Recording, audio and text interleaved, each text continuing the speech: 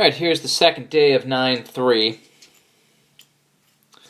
So, as we talked about in the first day, still geometric, but it's time to look at geometric sums, or what we call series.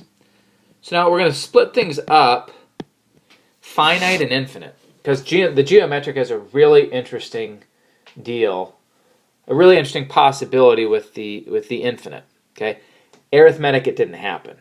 All right, so as you would think would happen, if you add up terms forever, with arithmetic, they would either add up to infinity or negative infinity, depending on which, if you had a sequence that was increasing or decreasing.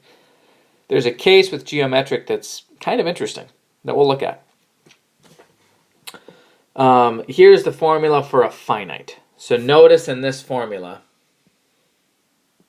I want to look at it. It has n.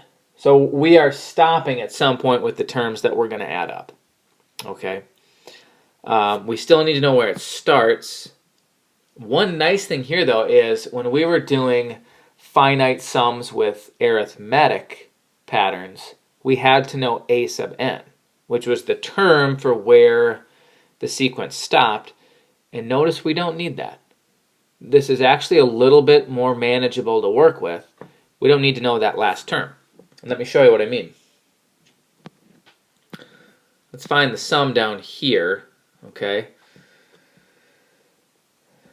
It's finite, so I'm going to use our formula. A couple things that I notice here is that the first term is 4.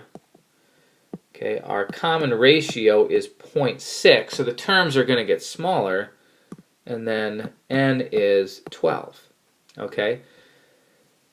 I'm going to only add up 12 terms. This is probably small enough that you could go and do it by hand, though it would be a little tedious to do that. But I don't need a sub 12. Right? The first term is 4. Second term is going to be 4 times 0.6. The 12th term would be 4 times 0.6 to the 11th power. We don't need it, though. We've got everything we're after here.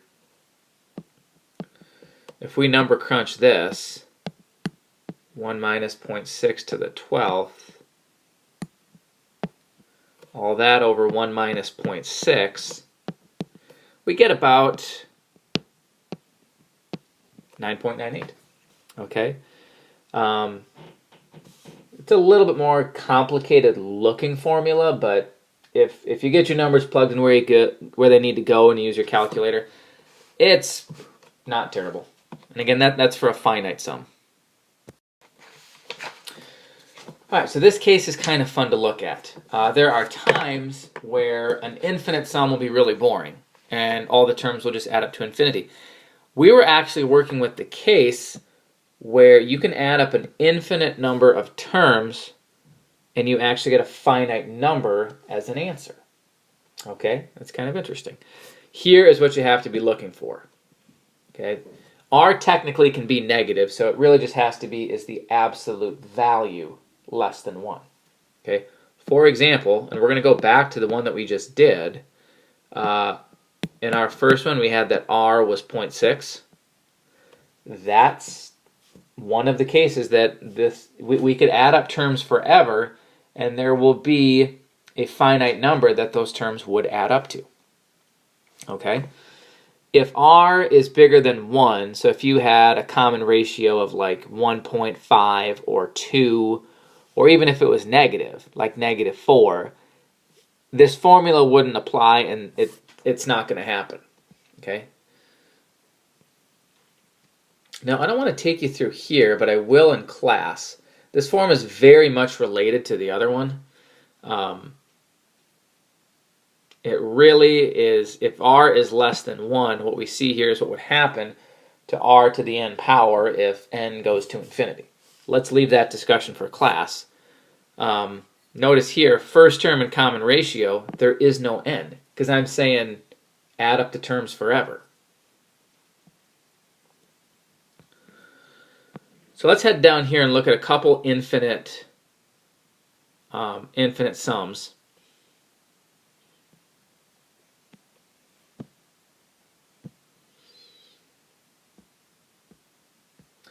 So we saw after 12 terms, with this geometric sum, it added up to 9.98. Now our formula says just throw in, whoops, getting ahead of myself here. Throw in your first term,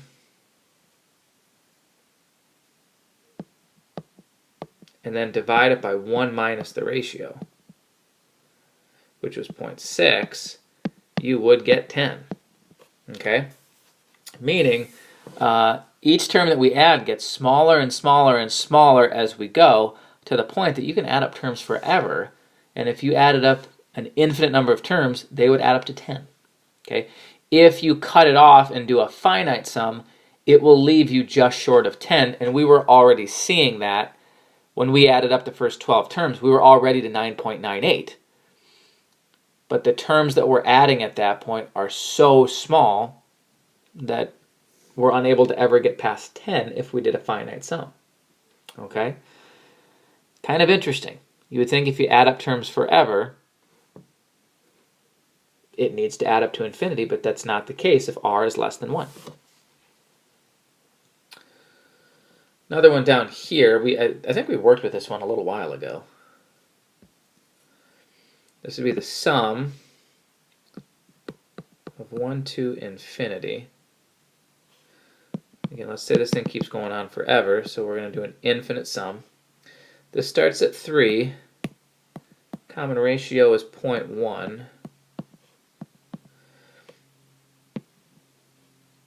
Actually, we didn't look. We looked at one similar to this. Right. So the only really big difference on this is you would have to identify to use your formula that this one starts at 3 and it has a common ratio of 0.1. Notice with that ratio, it's less than 1, which means you're going to get a finite number as your answer. You would get 3.3 repeating, or 3 1/3. Okay, now if this idea is kind of bugging you a little bit, what I would encourage you to do is forget the formulas and go back to the really tedious method and just add up terms one at a time. Okay? Take the first one right here. Write out individual terms, as many as you want. I would suggest going past 12, because we did 12. Write them all out with the goal of trying to get that sum past 10. Okay? That might be the best illustration of how this works. Now, warning, if you really, really think it's going to happen, that no, if you keep adding up the terms forever, it's going to add up to infinity. You're going to find the process frustrating because you're not going to get past 10. Okay. Likewise with this one, keep the next term here would have been point, you could have done 0.0003 and so on. Do all those terms individually and then, add them up one at a time, and you'll see you're never going to get past 3.3 repeating. We're going to call it there. This is a fun little business example. It's a little bit tedious and a little bit more lengthy, so I'm going to leave the annuity problem here to look at in class.